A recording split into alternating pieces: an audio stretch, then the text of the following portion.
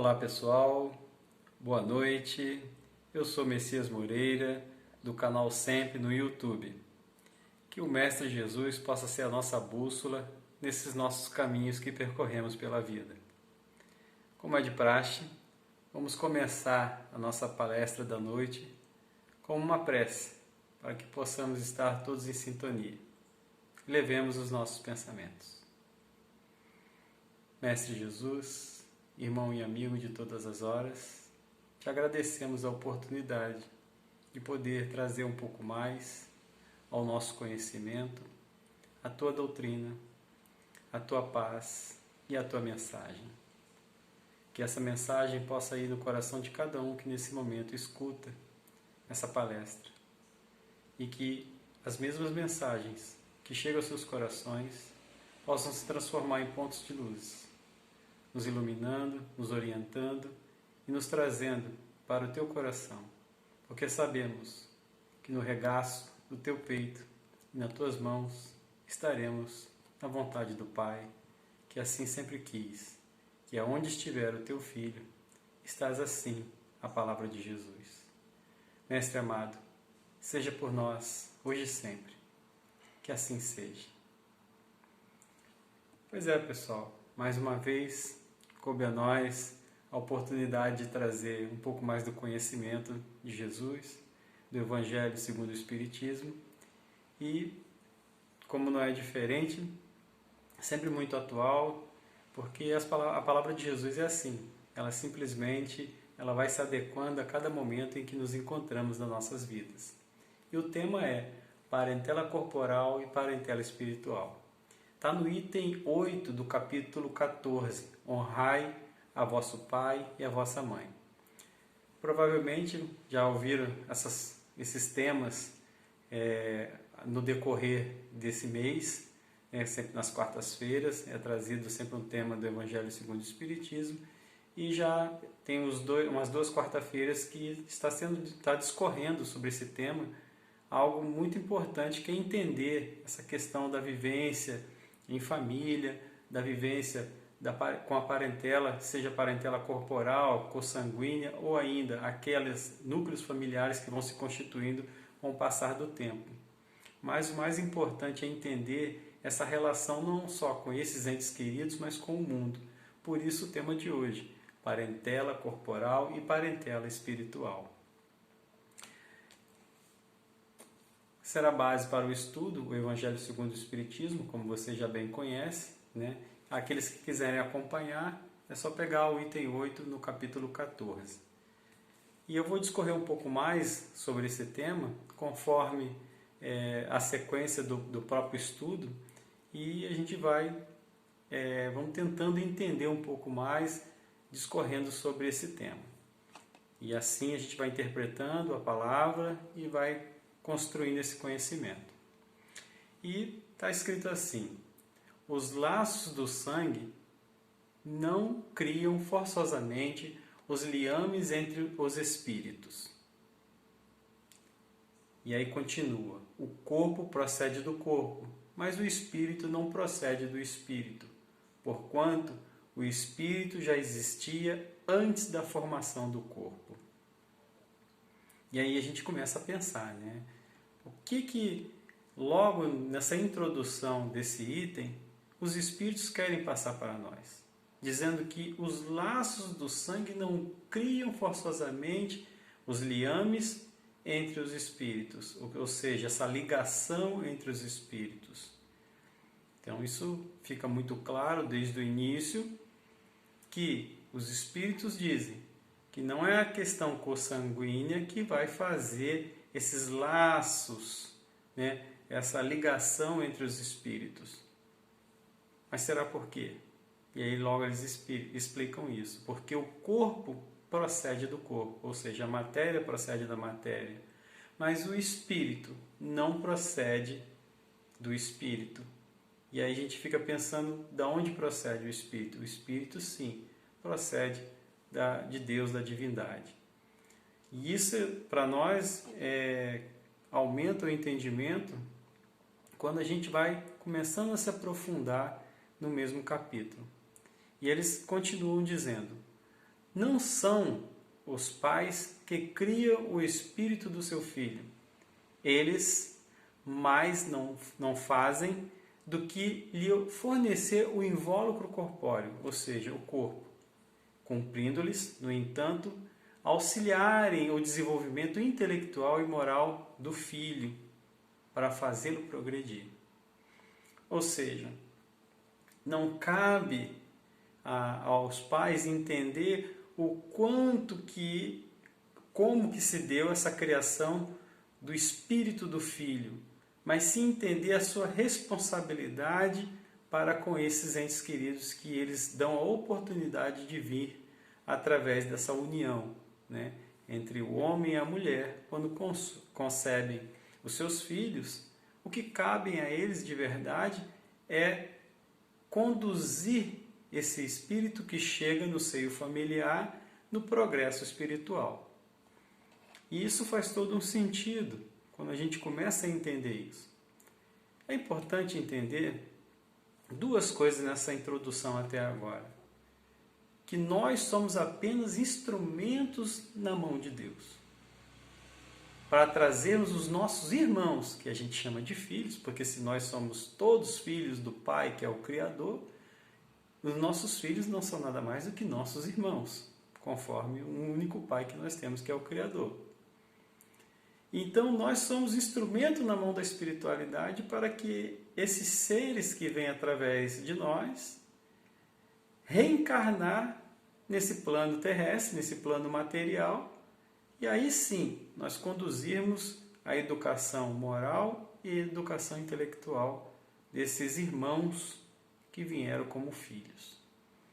E ainda, fica muito claro que nós temos, na verdade, uma responsabilidade para com eles, que é orientá-los nesse mundo em que nós já nos encontramos.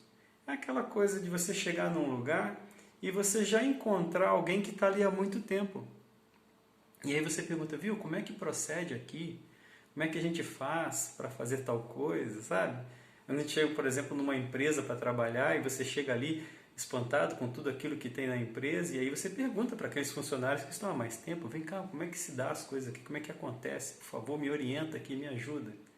Seria exatamente essa função, como se nós já estivéssemos há mais tempo em um determinado local, que é verdade, já estamos há algum tempo nesse plano material, e esses irmãos que chegam através da concepção, que então nós chamamos de filhos, são seres que precisam de orientação para se conduzir nessa nova morada. Então fica muito clara essa introdução desse item 8. Os que encarnam numa família, sobretudo como parentes próximos, são as mais das vezes espíritos simpáticos, os espíritos dizem, ligados por anteriores relações, que se expressam por uma afeição recíproca na vida terrena. Então, nesse item 8, eles dão continuidade dizendo que, inclusive, nós que estamos numa mesma família, não passamos de espíritos simpáticos. Ou seja, nós temos alguma simpatia devido às relações de existências anteriores. E aí sim, por estarmos juntos aqui, se expressamos através de afeições. Ou seja, nós temos carinho pelo parente, pelo irmão, pela uma irmã, pelo pai, pela mãe, pelos tios, pelos primos, a família consanguínea. E a partir do momento em que saímos desses laços da consanguinidade, partimos para os laços maiores de vivências familiares não mais consanguíneas, aumentando o círculo dessa grande família. Então, essas idas e vindas das reencarnações nos dão a oportunidade de reencarnar com esses, então, espíritos simpáticos.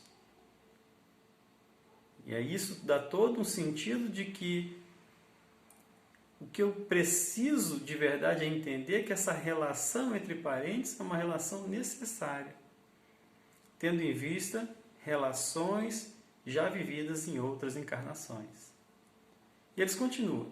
Mas também pode acontecer que sejam completamente estranhos uns dos outros, esses espíritos que se veem na mesma família, afastados entre si por antipatias igualmente anteriores, que se traduzem na Terra por um mútuo antagonismo, que aí lhes serve de provação.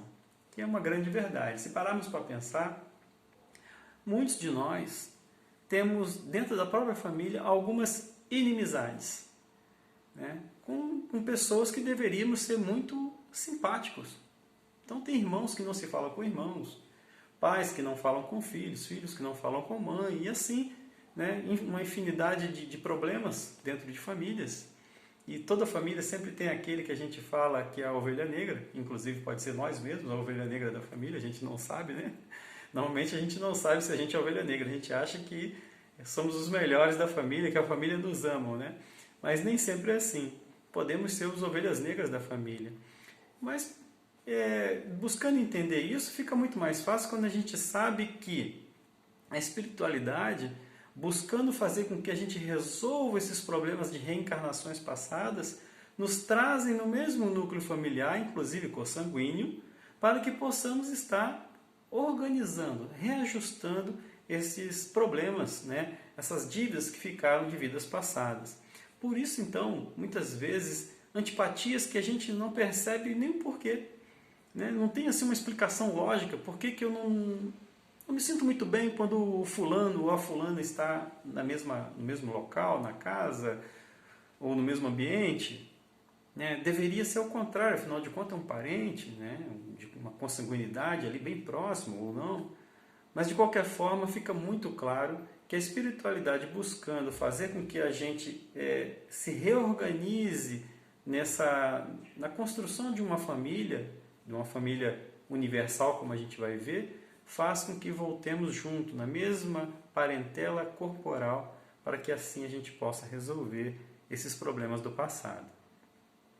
E eles explicam ainda no mesmo item: não são os da consanguinidade os verdadeiros laços de família, e assim os da simpatia e da comunhão de ideias, os quais prendem os espíritos antes, durante e depois de suas reencarnações.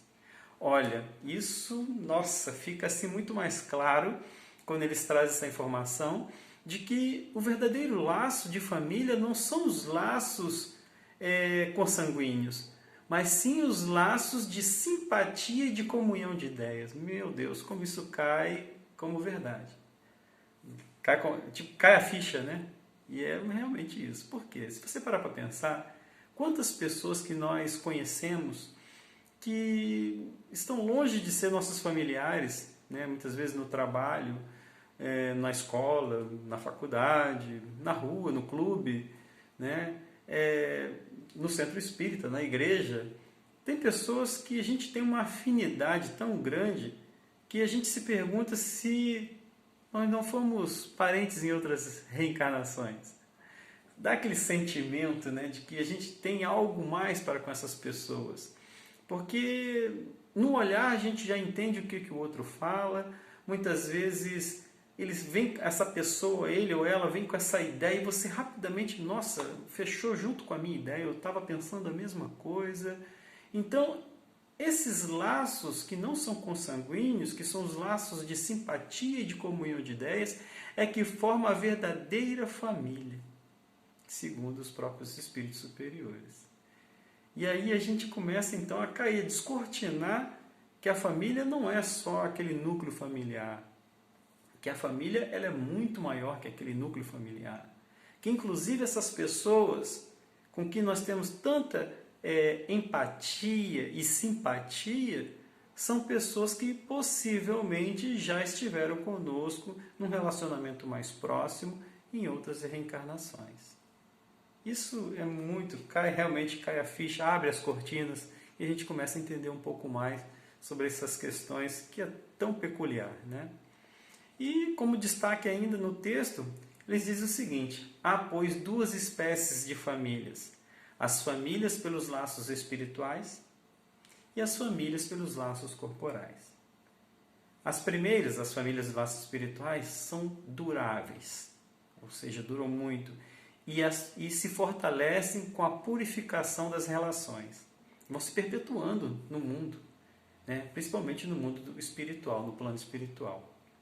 E aí, na história do próprio Espiritismo, na literatura espírita, isso fica muito claro quando a gente vê as obras de André Luiz, por exemplo, de pessoas que eram amigos, muito amigos, quando encarnados, e quando desencarnam descobrem que eram irmãos, que eram pais uns dos outros em outras encarnações, que tinham uma relação muito intrínseca, uma relação muito de comprometimento um com o outro, né? Da mesma forma que já diz que na segunda, essas relações na segunda, que são as famílias de laços corporais, os laços são frágeis, como a matéria, e vão se extinguindo com o tempo, muitas vezes na própria encarnação.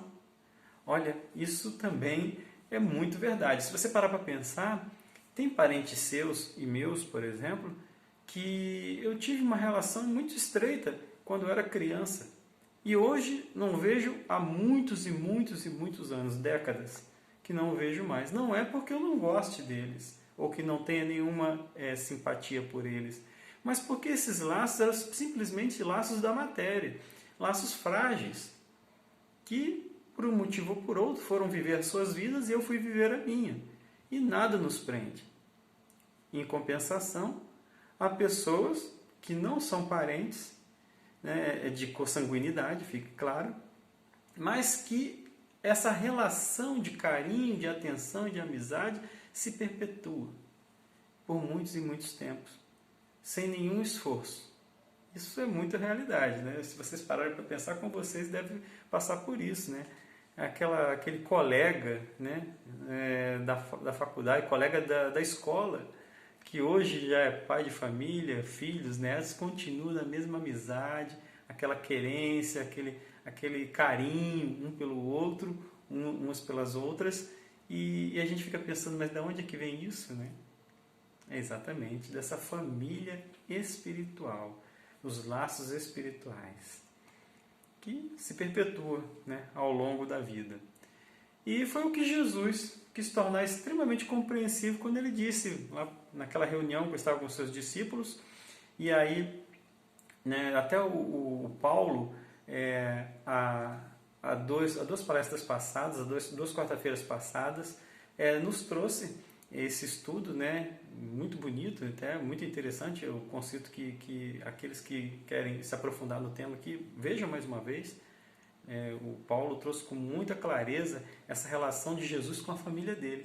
Mas ainda lembrando disso, quando estava lá Jesus, né, então numa casa, conversando com as pessoas e tudo, e chega ali Maria e o irmão de Jesus, os irmãos de Jesus, e como Marcos descreve, né, Marcos fala o seguinte, o evangelista diz que a mãe e os irmãos queriam tomar Jesus, porque ele estava... em outras palavras, como se ele estivesse fora de si, estava louco, estava fora do espírito, assim está escrito. Quando esse termo fora do espírito, na época, queria dizer que ele estava louco, porque eles achavam que Jesus estava criando confusão, fazendo reuniões, assim, e eles estavam com medo daquilo. Não era comum uma pessoa tão jovem, Jesus tinha 30 e poucos anos, e naquela época 30 e poucos anos eram pessoas extremamente jovens, a recém ele tinha direito de falar entre as pessoas, era a partir dos 30 anos que se tornava adulto naquela época. Então Jesus recém tinha 30 e poucos anos e estava ali fazendo aquele furor todo, chegava nos lugares, enchia de pessoas à sua volta, e a mãe dele estava muito temerária com aquilo, e os irmãos também, e achavam que o comentário na família é que Jesus era um pouco louco, não era normal da cabeça. E Jesus sabia disso, né? Mas ele não se preocupava, porque ele conhecia as fragilidades humanas, né? A falta de conhecimento, a ignorância dos seus irmãos perante a sua missão, e Jesus aproveita aquela oportunidade então para orientar e fala para aqueles que falaram que, olha Jesus, a sua mãe e seus irmãos vieram se apoderar de você. E ele fala assim, mas quem são os meus irmãos, as minhas mães e as minhas irmãs? E eles se olham assim, como se Jesus estivesse ignorando a sua família. Mas Jesus nunca fez isso, nunca ignorou a sua família. Ele aproveitou a oportunidade para dizer que todo aquele que fizer a vontade do meu Pai são minhas irmãs, meus irmãos, minha mãe, meus pais. Então quer dizer, Jesus naquele momento ele amplia os laços de família E diz que a verdadeira família é a família universal de um único Pai. Todos somos filhos de um único Pai. E todos aqueles que fazem a vontade do Pai se irmanam com Ele, são seus irmãos. E a gente sabe, né, que uma hora nós figuramos como irmãos, como mães, como filhos, como pai, porque as reencarnações nos propicia isso.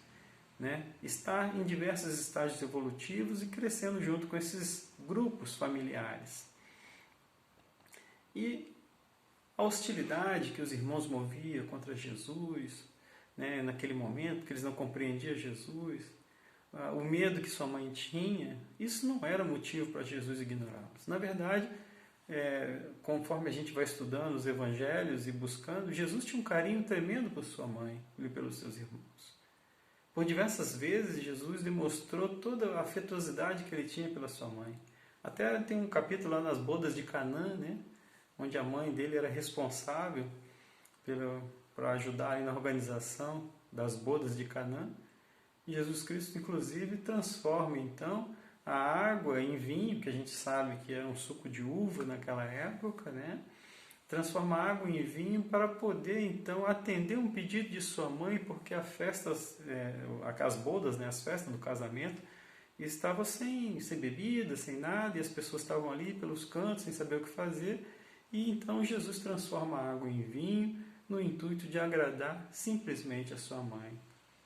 Então você vê que são diversas as oportunidades que está escrito na Bíblia que Jesus trata muito bem a sua mãe. Inclusive, quando ele está sendo crucificado na cruz e ela chorosa, né, aos pés da cruz, ele olha para a mãe e diz ao lado, olha, e João estava ao lado dela e falou, mulher, aí está seu filho, homem, aí está sua mãe. Né? Deixando bem claro que a partir de agora ele não poderia mais estar na função de filho, mas deixava então o jovem João, com apenas 15 anos, com a responsabilidade de cuidar da mãe dele, a Maria. Que foi assim.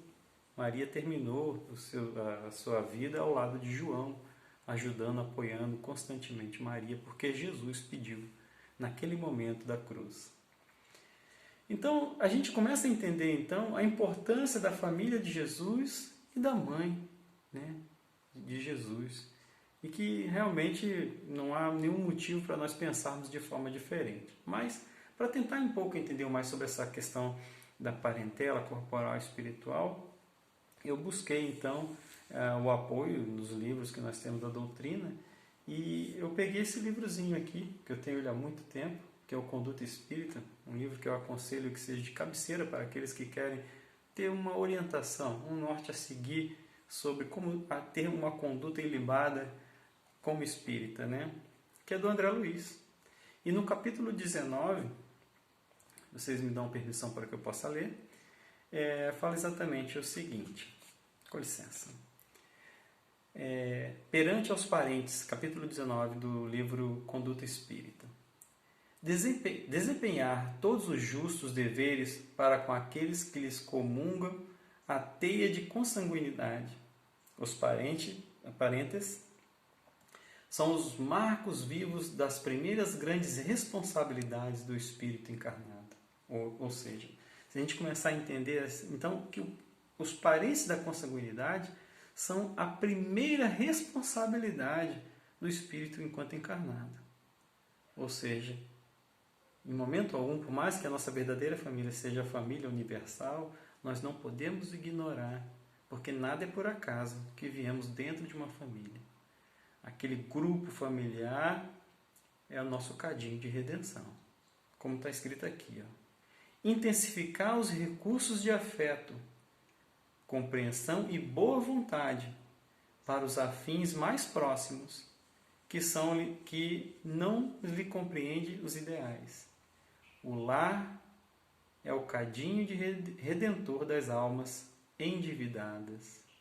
Ou seja, além da parentela consanguínea, essa parentela corpórea também pode começar a se constituir através do núcleo familiar, da família nuclear, ou das novas famílias que existem agora. Né? E esse grupo, ele é um grupo necessário, que nós devemos tratar uns aos outros com compreensão, boa vontade e muito afeto. Porque nós estamos nesse grupo familiar, que nós estamos aqui agora, vocês e eu, porque nós temos a necessidade de estarmos juntos para resolver problemas de encarnações passadas e mutuamente nos ajudar. E ele diz o seguinte: dilatar os laços de estima além do círculo da parentela. A humanidade é a nossa grande família. Então, começando a ler isso, eu comecei a pensar sobre esse assunto e me veio à mente que, como a gente vai estudando a doutrina espírita, a gente começa a entender que, primeiramente, nós devemos, como Jesus fala, amar ao próximo como a ti mesmo. E lendo essa questão da parentela consanguínea, depois dessa parentela corporal, que são os que vão se estendendo nos novos núcleos familiares, e depois o núcleo familiar universal, eu entendo então que esse progresso é como se fosse uma espiral, como se fosse uma espiral excêntrica, ou seja, começa em mim e vai progredindo, indo no círculo mais próximo, que eu estou no centro, e vai progredindo e aumentando, crescendo a família, novos núcleos familiares, e eu vou estendendo, conforme orienta aqui André Luiz, para os laços de família da grande família universal. Então assim se dá o progresso dentro das famílias. Começa em mim, no núcleo familiar, consanguíneo, e vai se estendendo de uma forma paralela. Não é uma linha reta esse progresso, mas uma forma que acontece ao mesmo tempo. Esse progresso nos núcleos familiares. Por que não é assim? Nós temos os parentes dentro da família, temos os parentes fora da família, dessa família consanguínea, e vai se transformando, e como a própria espiritualidade orienta, devemos estar em sintonia e aumentando cada vez mais essa parentela, que é a parentela universal, que é a verdadeira humanidade. E, buscando inspiração ainda, eu encontrei esse livro, um livro muito bom, que eu aconselho também que adquiram para entender um pouco mais dessa questão de família. Raul Teixeira nos brinda essa obra magistral do Espírito Benedita Maria, e realmente nos toca o coração todos os capítulos desse livro. Mas tem um capítulo especial, que é o capítulo 3, que fala dos papéis que assumimos na vida. E eu vejo assim claramente que, se nós entendêssemos esse conhecimento, as coisas iam ficar muito mais fáceis para nós. Eu vou ler aqui rapidamente, me permitam. Os papéis que assumimos na vida. Como são perfeitamente inteligentes os programas em que o Pai do céu mergulhou seus filhos destinados à vivência terrestre, com vistas ao seu progresso continuado para a vitoriosa imortalidade.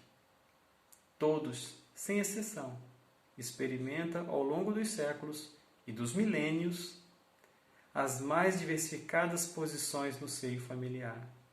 Os membros que formam um grupo familiar no planeta, tendo ou não convivido juntos no passado, vivenciaram, com certeza, posições alternadas em suas idas e vindas, além da terra e do além. São os mesmos espíritos que nascem homens e mulheres no planeta terreno, conforme ensina o Espiritismo, alternam-se em seu retorno do além ao mundo, a fim de que possam fazer o aprendizado que coube ao outro em outra ocasião. Mulheres, esposas de hoje podem ser os homens esposos do pretérito, que foi pai ou mãe, retorna como filho ou filha, e aos limites do lar. Irmãos e primos, tios e avós, costumam alternar as posições em suas novas famílias, de modo que se enriquece com as vivências íntimas, marcadas pelo mesmo tempo de ansiedades, ternuras, medos, amarguras, preocupações e os investimentos do amor. Além do aprendizado íntimo em nível sentimental e emocional, existem as atividades sociais e laborais, que devem ser bem exercidas para o crescimento espiritual. Ou seja, entender o que é a parentela corporal e a parentela espiritual e nos colocarmos na posição de verdadeiros aprendizes, uma hora na posição de filho, uma hora na posição de pai ou de mãe, é também entender que Deus não erra e que cada um está no local que deve estar, com as pessoas que devem estar. Aprendemos a conviver uns com os outros, perdoando, entendendo, tendo resiliência, porque muitas das vezes nós reclamamos sem tentar compreender.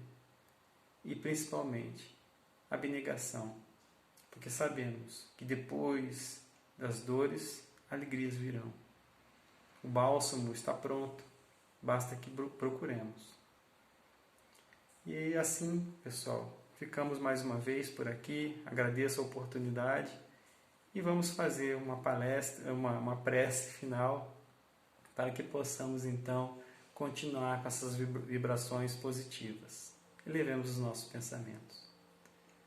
Senhor Jesus, Mestre amado, muito obrigado pela oportunidade bendita de estarmos reunidos, mesmo que seja através dos meios digitais, com o mesmo pensamento voltado para Ti, buscando o Teu conhecimento, mudando principalmente nossos pensamentos, nossos gestos, nossas atitudes, nossas palavras, e que dessa forma possamos entrar no Seu caminho em busca de sermos melhores, conhecendo a nós mesmos e nos identificando com a nossa caminhada e com a nossa morada atual.